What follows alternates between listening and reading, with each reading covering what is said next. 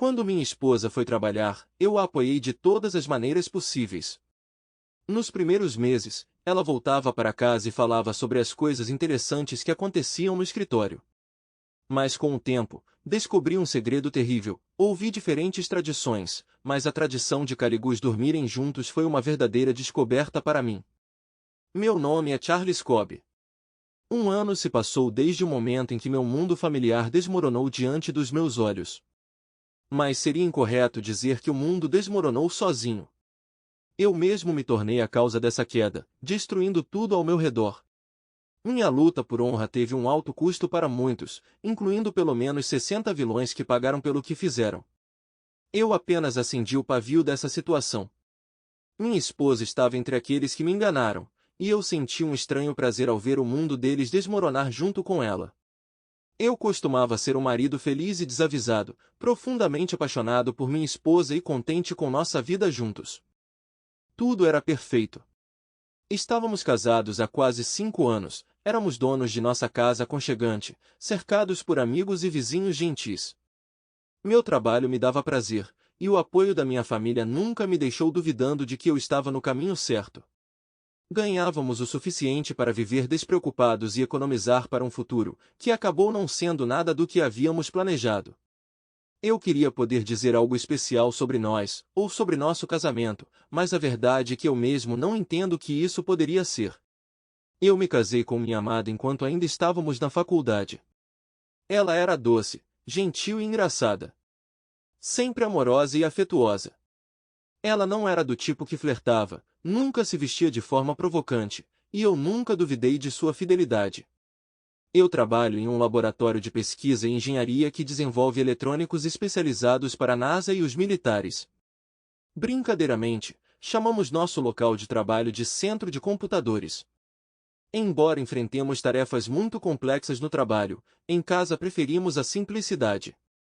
Nós, entusiastas de computadores, não somos inclinados a truques e esquemas na vida pessoal, pois não somos muito bons neles.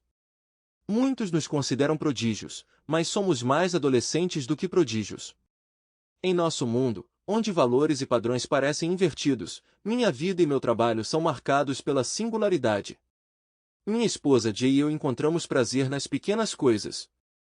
Rindo de piadas não tão boas, discutindo filmes e obras subestimadas, admirando genuinamente as sutilezas da existência.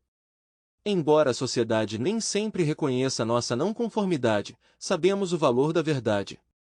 Na minha profissão, onde desenvolvo software, a honestidade é a base de uma carreira. Entendemos que perder a reputação de pessoas honestas pode nos custar tudo. Jay, minha esposa, ocupa uma posição significativa na empresa USCA no setor financeiro. Esta empresa desempenha um papel fundamental no financiamento de projetos de construção em larga escala nos estados do Meio Atlântico. Apesar do fato de que seu escritório, localizado no coração da cidade, emprega muitas pessoas sem educação, sua compreensão de dinheiro e capacidade de lidar com planilhas impõem respeito. No entanto, cada reunião com seus colegas me faz sentir como se eu tivesse retornado aos meus anos de escola, pois todos os seus colegas parecem estar presos no ensino médio em termos de desenvolvimento moral. Aqui está a história com nossos gatinhos, que decidimos chamar de Lewis e Clark, que se tornaram um exemplo vívido dessa estranheza. Um dos colegas de Jay sugeriu seriamente escolher nomes de celebridades para eles, como se os nomes dos grandes exploradores não tivessem significado suficiente. Este momento ilustra melhor a diferença em nossas visões de mundo. Eles buscam inspiração em nomes altos, enquanto nós a encontramos em histórias que não exigem reconhecimento público por sua importância. Neste mundo, onde cada detalhe parece prescrito, tentamos encontrar nosso próprio caminho, valorizando a verdade e a autenticidade acima de tudo. Sempre pensei que minha aversão a certos aspectos do trabalho da minha esposa estava relacionada apenas a deveres profissionais, não às suas visões pessoais. Como eu estava errado. Ao contrário dos entusiastas de computadores, que valorizam a individualidade e se reúnem para compartilhar ideias únicas, os financistas, me pareceu, pensam exclusivamente dentro da consciência coletiva, identificando-se com o grupo. Eles se tornam individualistas apenas em busca de crescimento na carreira, visando subir na escada corporativa.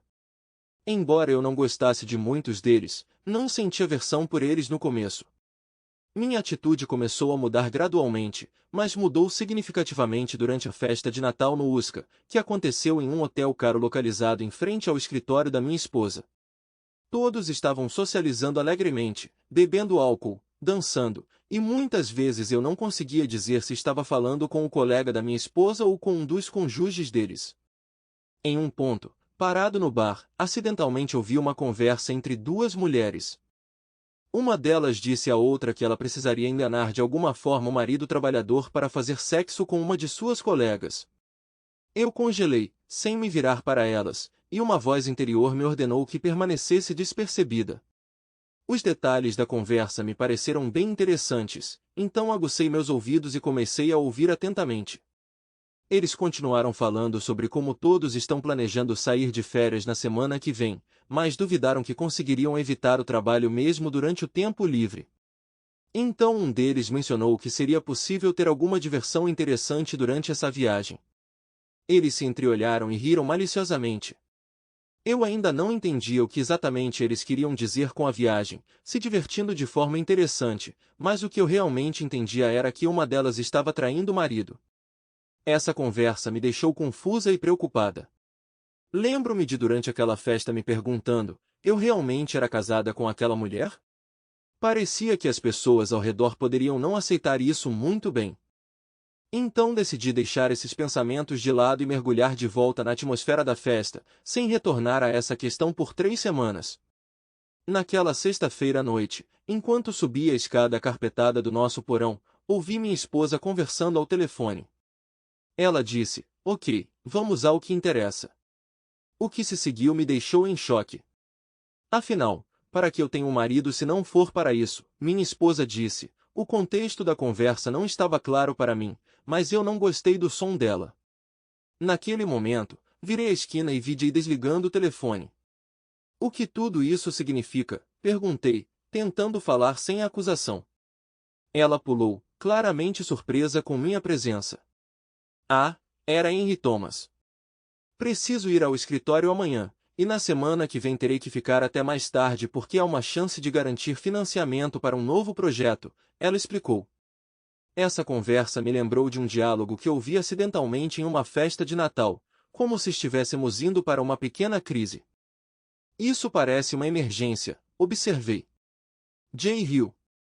Não sei se chamaria isso de emergência, mas é definitivamente uma ótima oportunidade que não podemos perder, ela concluiu. Nós dois trabalhamos muito duro este ano. Eu esperava que pudéssemos relaxar um pouco este mês. Afinal, estamos juntos, e eu não quero que o trabalho tome todo o seu tempo e energia, eu disse. Querida, não seja tão chata. Precisamos aproveitar essas chances quando elas vêm, ou então você pode perdê-las, ela disse, prometendo que tudo ficaria bem em breve. Então, inesperadamente, perguntei sobre todas aquelas conversas de marido. Quantos maridos você já teve? Seu rosto mostrou choque. Ela não esperava que eu tivesse ouvido isso.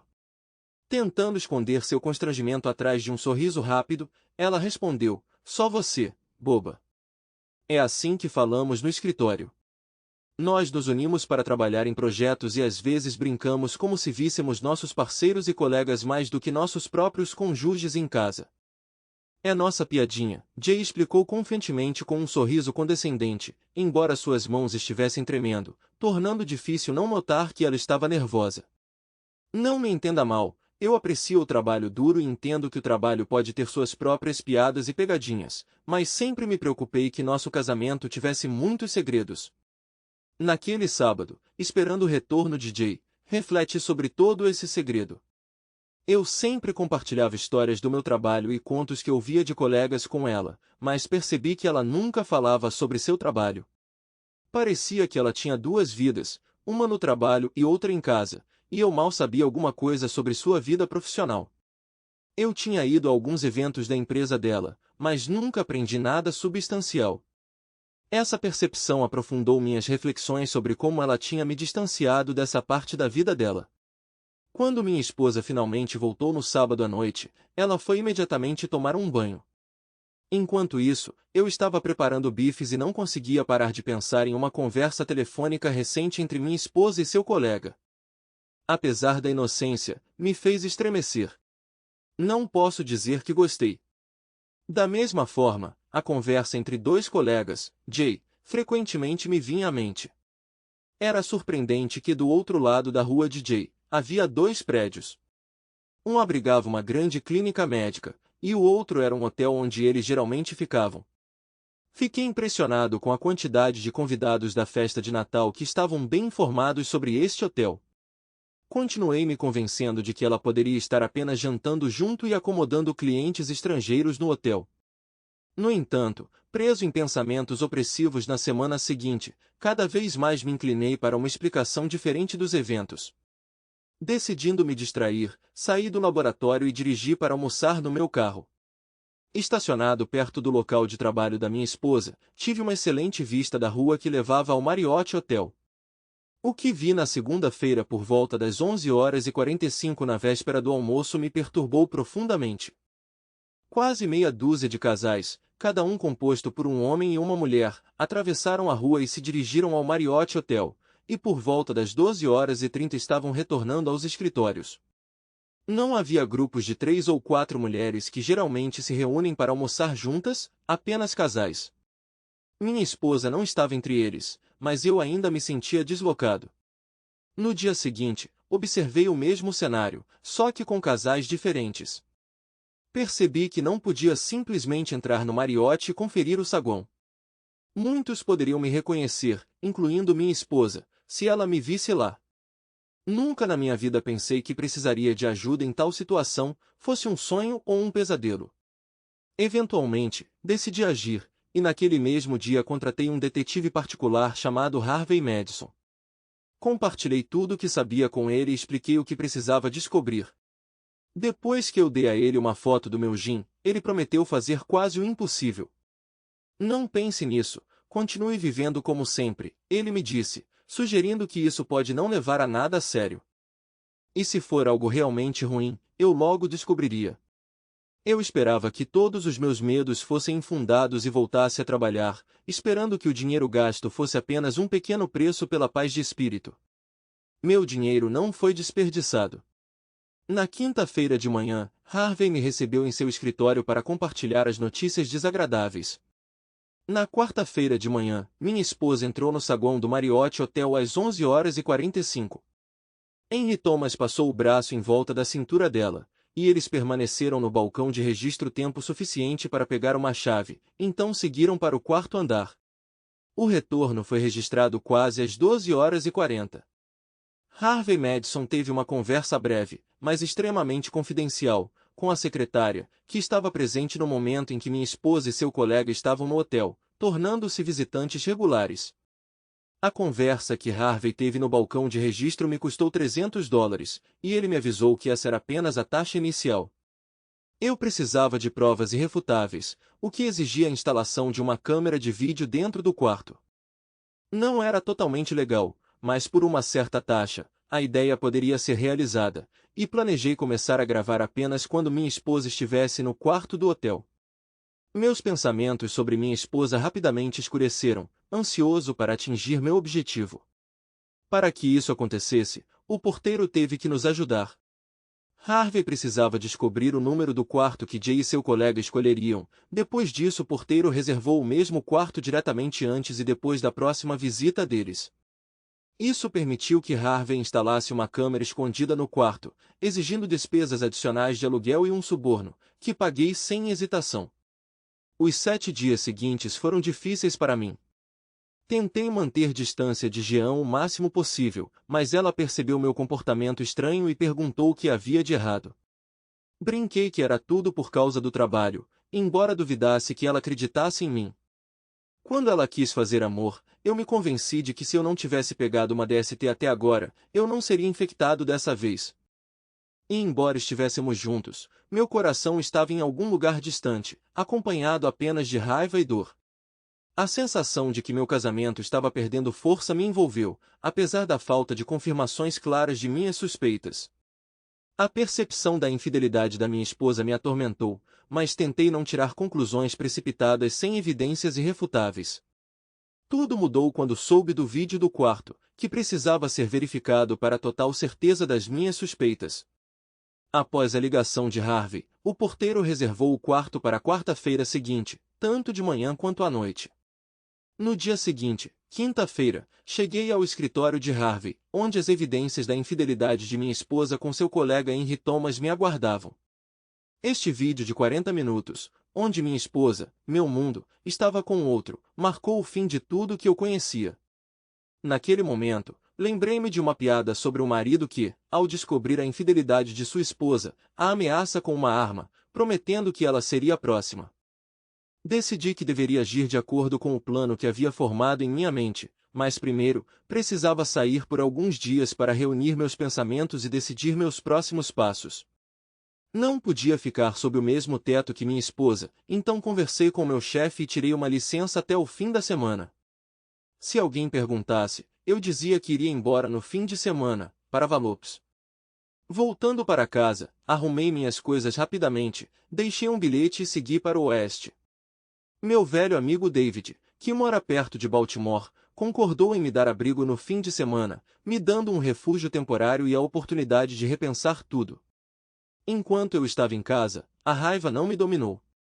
No entanto, percebi que meu comportamento estava longe de ser perfeito, e eu precisava de algum tempo para pensar calmamente em um plano de ação.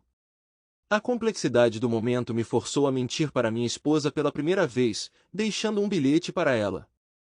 Embora eu estivesse desconfortável com essa mentira, entendi a necessidade de ir embora, e não tinha intenção de cancelar a viagem.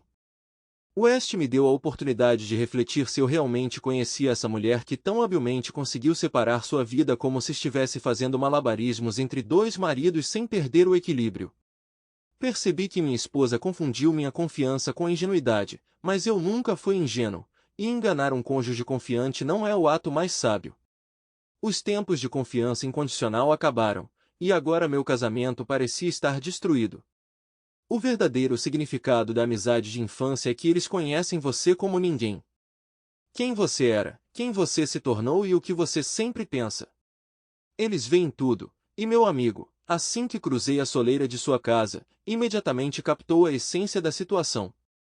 Compartilhei a notícia com ele, e ele, como um verdadeiro amigo, compartilhou minha raiva. No entanto, sua esposa Marie tentou nos acalmar, me convencendo de que ela não estava tentando justificar Jean, mas queria que eu tivesse certeza de minhas ações e não perdesse minha sanidade. Ela insistiu na importância de uma perspectiva feminina para entender a situação, especialmente quando se tratava do meu relacionamento com minha esposa e sua colega. Marie criticou o comportamento geral das mulheres no escritório, argumentando que são elas que controlam as relações sexuais, seja participando da criação de tal atmosfera, seja fazendo vista grossa, chamando os homens de porcos que deveriam ser educados por mulheres. Seu marido, relutantemente, concordou com suas palavras. Meus sentimentos estavam à flor da pele. Eu queria destruir tudo ao redor, me divorciar da minha esposa mentirosa e traidora que me traiu, possivelmente não pela primeira vez. Eu ansiava que o Sr. Henry Thomas e todos os enganadores do escritório se arrependessem de cada dia passado no trabalho. Mas Marie me alertou, enfatizando a importância de perceber as possíveis consequências das minhas ações. Talvez houvesse razões que eu desconhecia, e minha esposa pode realmente se arrepender de seu ato. Talvez ela estivesse sendo chantageada, então por que ela não me contou? Eu não entendi a piada de sair com seu colega durante o horário de trabalho, mas percebi que estava apenas tentando me acalmar. Quando decidi pelo divórcio e simultaneamente processei a empresa onde todos os cônjuges trabalhavam, incluindo minha esposa, enfrentei uma escolha difícil. Passei muito tempo naquele fim de semana pensando, tentando entender se eu tinha perdido algum sinal de sua infidelidade. Ela sempre pareceu tão amorosa e solidária, especialmente quando eu tinha problemas com ela. Mas como ela conseguia levar uma vida dupla sem o menor remorso?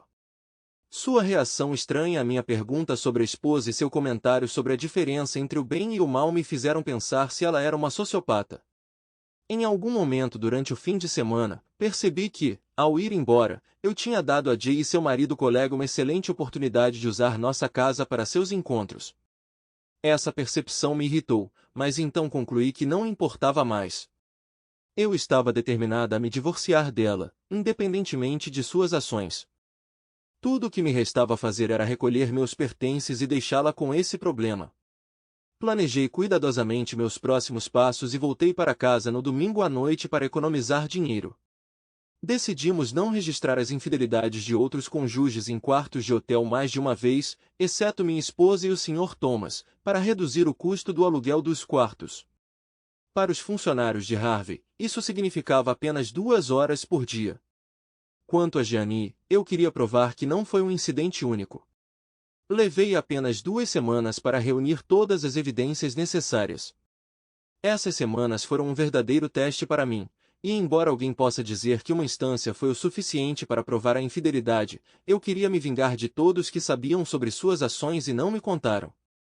Demorou um pouco mais, já que a maioria dos funcionários cônjuges se reuniam uma vez por semana, embora alguns o fizessem com mais frequência e outros com menos frequência. Não conseguimos pegar todos, mas pegamos o suficiente para atingir meus objetivos. Jay e seu marido do trabalho seguiam uma programação toda quarta-feira. Eu tentava ficar até tarde no trabalho com frequência, mas não ajudava. Ficar em casa se tornou cada vez mais torturante. Tomei a iniciativa de organizar outra viagem urgente para Valopes na quinta-feira. Na verdade, naquele dia, fiquei em um hotel perto do trabalho da minha esposa.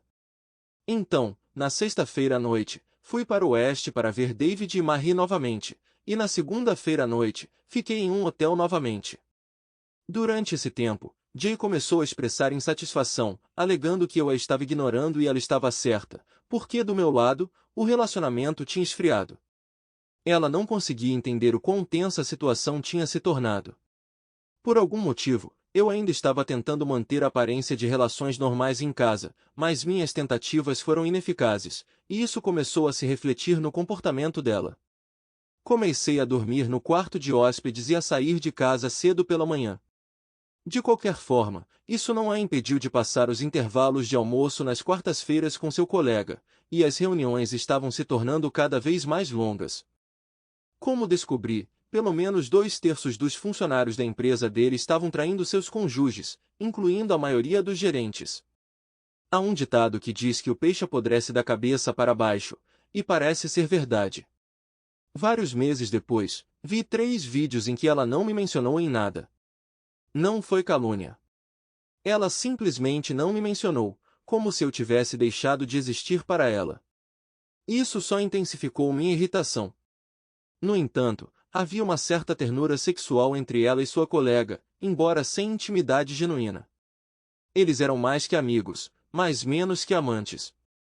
Ficou claro para mim que meu casamento tinha acabado no momento em que vi minha outra metade abraçando seu colega pela cintura e indo juntos para uma sala.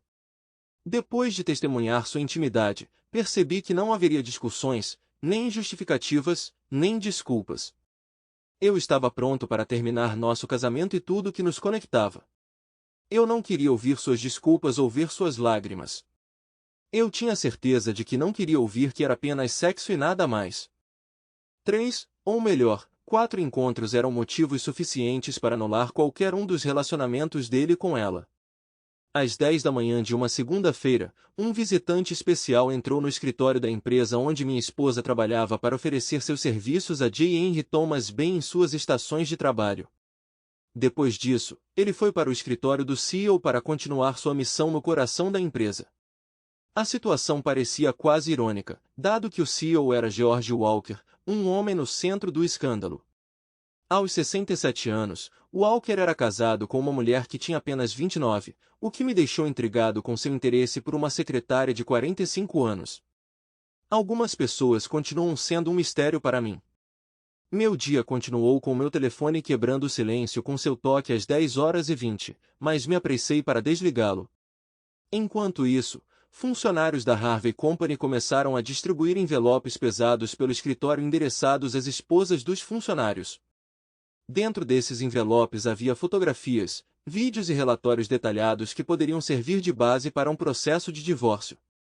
A esposa de Henry Thomas recebeu um envelope especialmente volumoso, enquanto outros receberam cartas com informações sobre o que estava acontecendo no escritório onde seus cônjuges trabalhavam, oferecendo-lhes uma chance de uma conversa aberta com seus cônjuges. Todos receberam uma breve mensagem afirmando que a divulgação das informações foi graças a Ginny Baxter. Eu me perguntei quantos amigos minha esposa em mudança teria deixado depois de tudo isso. Na manhã seguinte, a empresa aparentemente havia evaporado, e pelo menos 20 divórcios se seguiram na esteira da minha busca.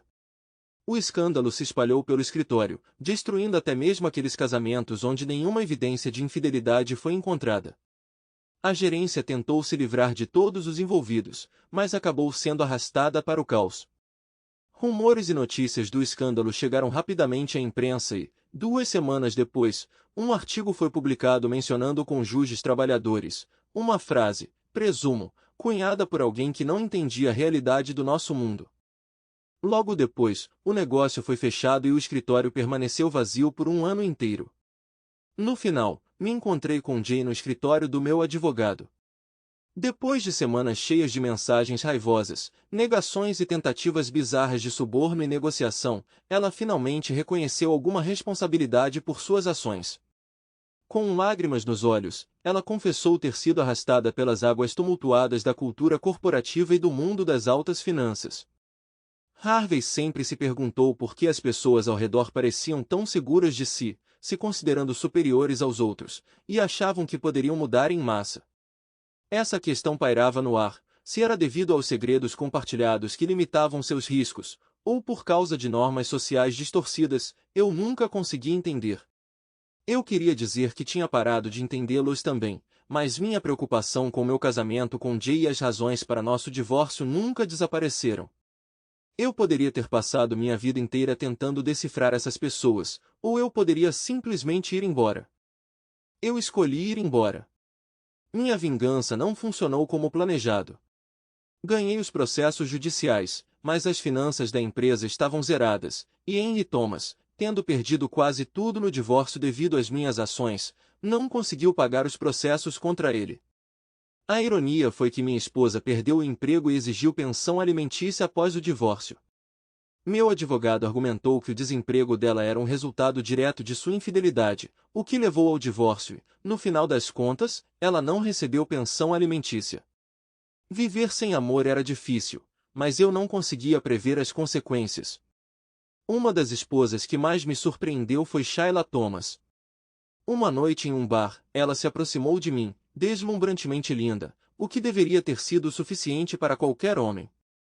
Eu mal tinha começado a beber minha primeira cerveja quando ela se apresentou, sentou-se ao meu lado e gentilmente tocou minha perna.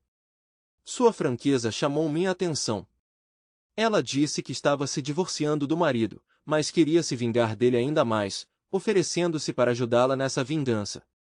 Imagine, você estará comigo, e será o golpe final no homem que te machucou. Hesitei sobre suas palavras sobre humilhação, mas decidi ajudá-la. E fiz todo o possível, atuando até tarde da noite. Comecei a contar sobre o período em que passei 2 semanas em um quarto de hóspedes, até o momento em que comecei a cuidar da minha esposa, o que exigiu certos sacrifícios de mim. Uma noite, eu estava à beira da desidratação, levantando para beber água a cada hora, e quando saí na manhã seguinte, Shayla me informou que estava indo para casa para chatear o marido. Lembrei-a da minha declaração noturna e expressei o desejo de repeti-la. Sua risada e promessa foram um conforto para mim. Quando a família de Jay soube do que estava acontecendo, sua raiva explodiu contra mim. Decidi falar com eles, mostrando um vídeo que os fez chorar e se desculpar. Suas lágrimas não eram mais tão amargas, e embora tentassem me convencer a dar uma segunda chance a Jay, não consegui perdoá-la. Meu coração virou pedra, e não me lembro dela sequer tentar me pedir perdão. Durante o divórcio, compartilhei a história de infidelidade com colegas, notando que minhas habilidades e conhecimento eram impotentes contra uma tarefa tão simples como pegar uma esposa infiel. Ela foi pega se encontrando com um amante em um carro, graças a um suborno e câmeras escondidas compradas online. Essa descoberta me fez refletir sobre a extensão da infidelidade e quão facilmente as pessoas escondem seus casos. Pensar que talvez todos ao meu redor vivam da mesma maneira me fez sentir como um estranho entre colegas que também podem não ser estranhos a tais situações. Ao encontrar Jay nas ruas ou em lojas, tento evitar conversas. Seu olhar, cheio de vontade de chorar, ainda machuca meu coração, mas eu me viro, sabendo que ela entende que é melhor eu manter distância. Eu não sou mais a pessoa por quem ela se apaixonou. Minha vida anterior ficou para trás, e agora eu preciso começar do zero, percebendo que a decepção e o ressentimento despedaçaram meu coração. Esse é o fim da história. Escreva sua opinião nos comentários sobre essa história. Será interessante para nós lermos. Além disso, não esqueça de curtir e se inscrever em nosso canal para não perder histórias novas, igualmente interessantes e emocionantes. Boa sorte!